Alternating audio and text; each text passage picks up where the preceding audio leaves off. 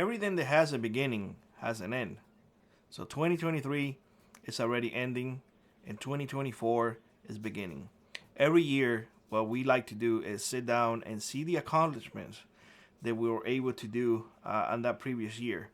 2023, we did actually accomplish quite a few things that we have been putting off for quite some time. One of them was actually the foundation on the house. When the house was built, and I didn't build the house, they did an extension, if you will, where they added the rooms that we have currently right now, the current configuration.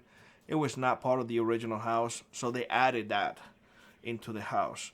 And the foundation that they actually put in there, although they worked until the moment that we got the house, it was not to our standards. It was not beefy enough. It was not, as Mrs. D like to call it, Billy like. I didn't like it at all. They used undersized beams to go under. They did not use enough concrete pads to support the weight.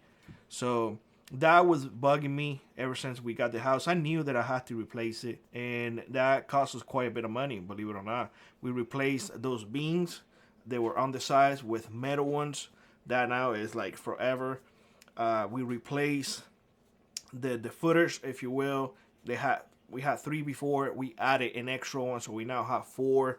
So it's spreading the weight across the structure, and we have 2 running. Those beams are actually bolted into the pads. That way, nothing moves away, and that's what you want. I mean, you don't want that to just slide off and then your house collapses. So that's a job that I actually outsourced out. I did not have the equipment to do it. The folks that came in and did a great job. I was closely supervising them, making sure that everything was up to specs. They did everything really good. So I was very happy the way that they did their work. The other thing is that, well, Mrs. D finally put the trigger on getting an RV. I was not very on board of getting an RV. An RV is not my cup of tea. We had RVs before in Florida. It's one of those things that you don't take out as much. Here, we have pugs now. It's a little bit more difficult to travel with them. And Mrs. D pointed out to me, and she's like, hey, Billy, we do get fires in here. And if we had to bug out because of a fire, we need to have at least a roof over our heads. And what better way to have it than to have an RV already parking there that we can hook up to the truck, throw everything in there, and bug out if we have to.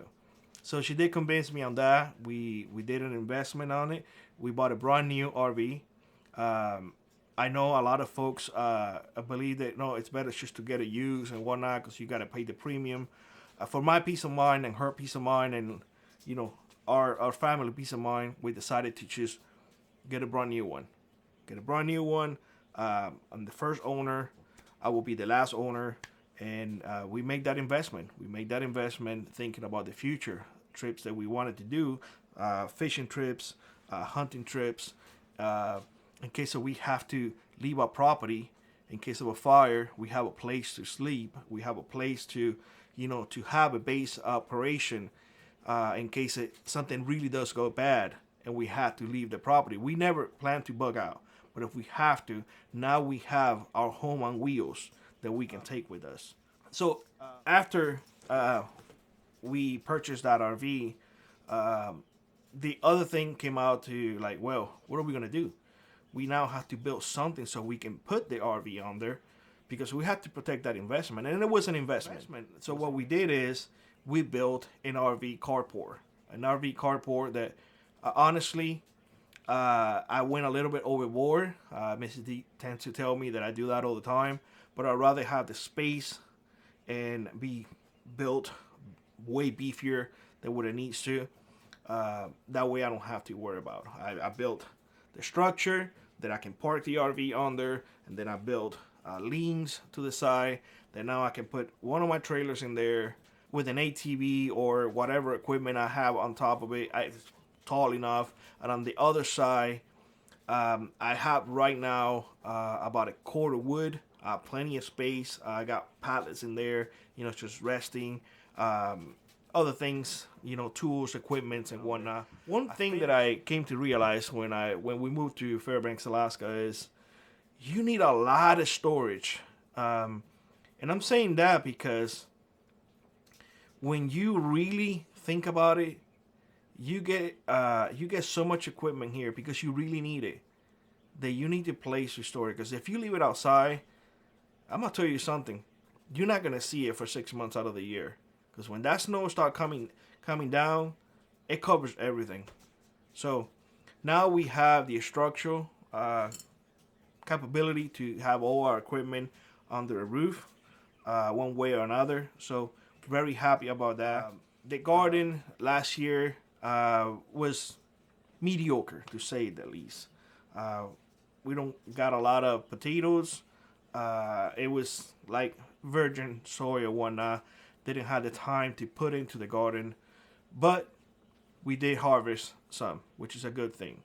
I planted some apple trees. Hopefully they will survive the winter. This winter has been very mild, so I don't have any doubts that they will survive. I'll bring you along so you guys can see it. We did harvest a lot of strawberries. Folks believe that strawberries in Alaska don't grow. They always tell me, oh, Alaska strawberries are like yay big. I'm going to tell you something. I'm sorry to say this, but my strawberries were big and very juicy. Very juicy. So I don't know what people were talking about, but that was not our case. Our strawberries were really good. So we probably going to extend that the strawberry section a lot more, because we want to do a lot more jelly, a lot more jams, freeze dry, a lot more. So yeah, we're going to be doing that as well. Last year too, we finally dive into animals. Alaska is a different demon than anywhere else in the world. Raising animals in the cold weather is challenging at best. One of the things that we were like, oh my God, I don't want to build another structure for chickens and whatnot, and I want to have some animals that are easy to raise. Well, in my last video, I talked to y'all about the first animal that any prepper should consider.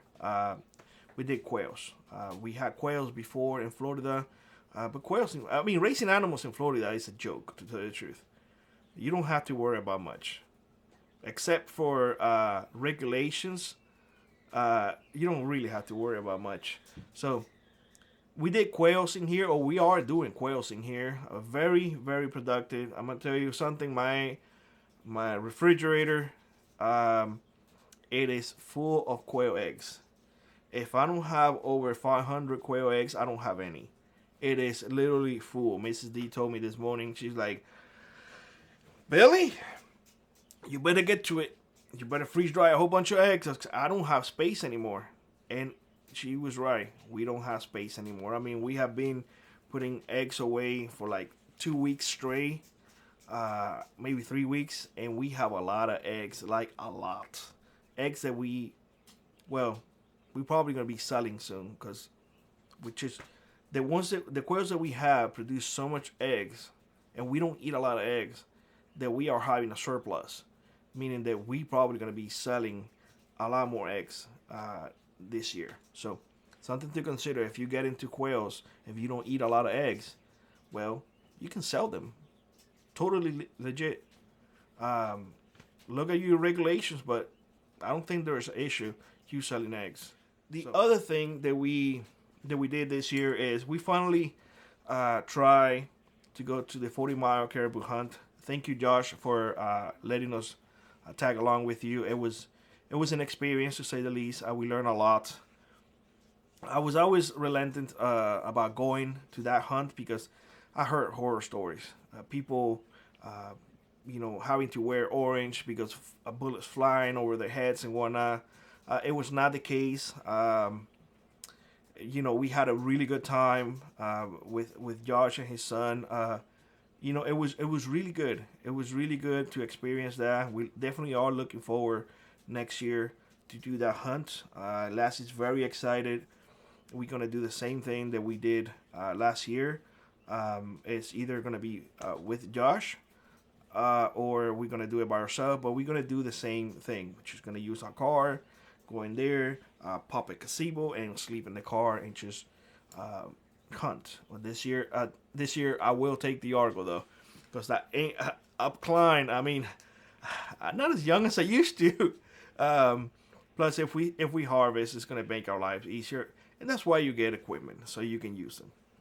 But nonetheless, again, thank you, Josh, for inviting us and letting us hunt with you. The hunt was not successful, but we did had a great time. That's something that we wanted to do, and we were always like, I don't know if we're gonna do that. Plans for this year, we are fixing to go big in our garden this year.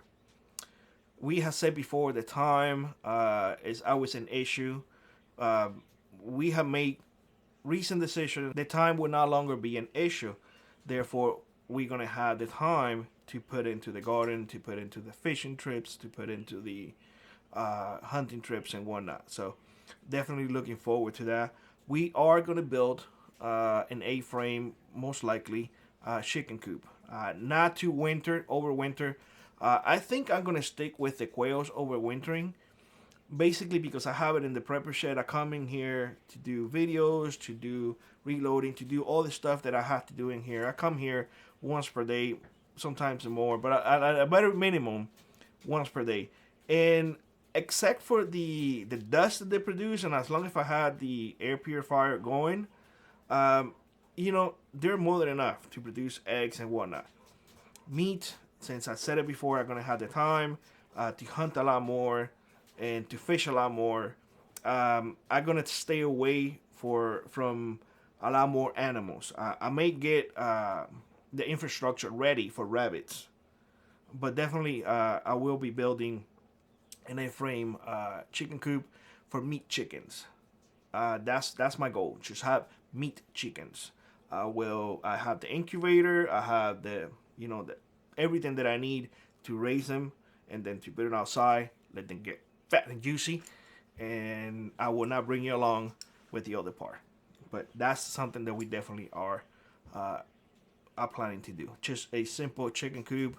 That way we don't have to invest in a lot of insulation and a lot of craziness and having to heat that chicken coop when it gets really cold. We have to be vigilant with the things that we do. We have to. It don't matter whether we had the time or not. You got to understand that during winter we also want to do other stuff, and therefore, well, those animals require attention. The quails really, if I want to push it, I'd only have to come here once every 3 days, because I put enough water in there to last 3 days, enough food to last 3 days. So I come here every 3 days. All I have to change is the pee pads that I put on the trays, and that's it. Winter time, we're still in winter. I want to go out more on the snow machine.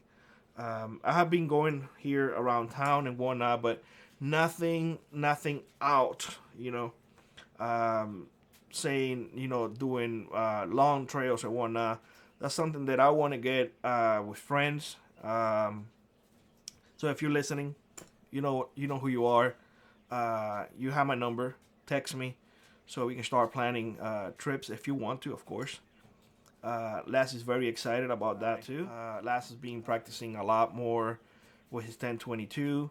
I recently invested in a new 1022, a breakdown one, and I have put a lot of things in it. I will show you all perhaps during one of those videos. I have to be very cautious with what I show in the channel.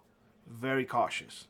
And for those type of videos, me out there and whatnot, I strongly recommend you to go to the other channel, Conquering the Last Frontier. That's where I'm going to put that content. When it's just outdoorsy and whatnot, that's going to be in that channel.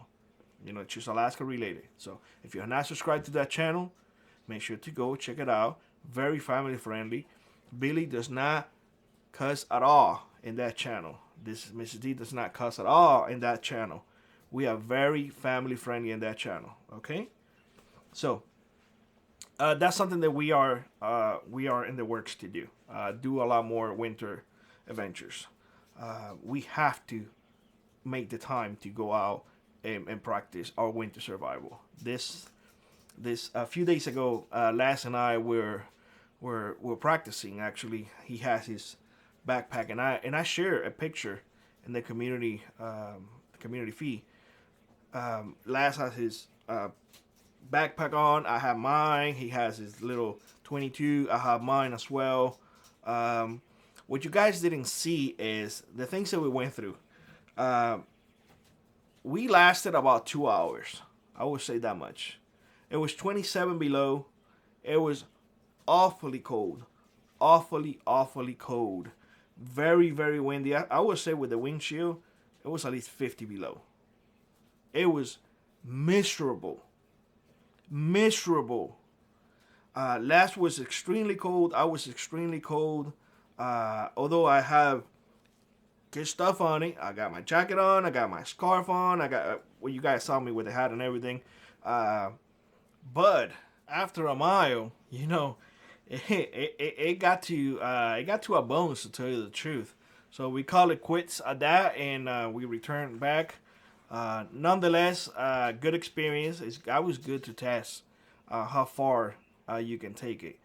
But nonetheless, be careful when you do those type of things. We had the InReach with us, a way to communicate real fast. We had the zip warmers and whatnot. We were good. It was just uncomfortable, more than uncomfortable. But you know what I'm saying. Just be always careful with the things that you do, especially with the little ones. The other thing is that we have been practicing a lot in the shooting range, especially doing negative temperatures. Doing negative temperatures, I gotta tell you, is a challenge to aim properly, especially when you have wind blowing at you and you have your mustache that is not a mustache anymore, it's a popsicle, and your fingers, you need to wear gloves because your the other ones, the heavy duty ones, is not good enough. The mittens is not good enough. You don't have a finger, so you have to use your gloves. Well, I'll tell you something. Those tip of the fingers, they get really cold, really cold. So you gotta get used to the pain, because if you don't get used to the pain now, well, you may have a problem in the future when things get horribly wrong. So we have been doing that as well. Another thing is, Laz don't know how to ride a bike. Mrs. D does not know how to ride a bike. I know it's my fault that I haven't teach the boy how to ride a bike. I taught him how to ride a four-wheeler before a bike. He was 2 years old and he was riding already four-wheelers, but no bike. I don't know what to say. I mean, it is what it is. But this year we're gonna be doing a lot of bicycling. I told D, I was like, I want to do the trails hard. And she's like, what do you mean? I was like, hard. Oh, you know that I have a backpack. I have to be very careful too. Therefore, what I did is I invested in an e-bike. I went, and like everything here in Alaska, you have to get them when they are available. I got a very good deal on an e-bike. I think it was like 40% off. And I jumped on it, a Quiet Cat, to be more specific, a Ranger Quiet Cat. And I jumped on it. I told Dee, I was like, this is for me. And she looked at me, she's like, oh, why am I chopped liver? I was like, no, you need to learn with the regular one. So I bought her a regular one from Walmart for her to get to learn. And I told Laz, use mommies to learn. And once you guys learn, then I will invest in something more substantial, a better bike. But I want them both to stick with regular bikes.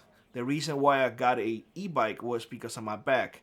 Because if my back gives out on me in the field, I need to have that throttle so I can make it back, if you get what I'm saying. So that's something that we are planning to do the moment the spring gets here. Hit the trails hard. And instead of using ATVs, which we're still going to be using, use more bikes than anything else. And I will use the e-bike in case that I have to, use the throttle or use the the electric power or whatever in case that my back does give up on me. So other than that, we having a lot of plans like every single year. Building wise, all we want to do is build a chicken coop. Everything else has been built. We want to just go out, train a lot more, sharpen our teeth when it comes to hunting. We are definitely going to be hitting that spring bear hunt really hard this year. I was looking at my chainsaw and I was like, I need to buy a new chain so I can have it there as a backup. I will be tuning it up, taking it to the shop so they can have it nice and ready to go, because I have to essentially clear an entire trail because I will be doing the Argo all the way to where I'm going, and it is uphill, but there are a lot of bears in there, including brown bears.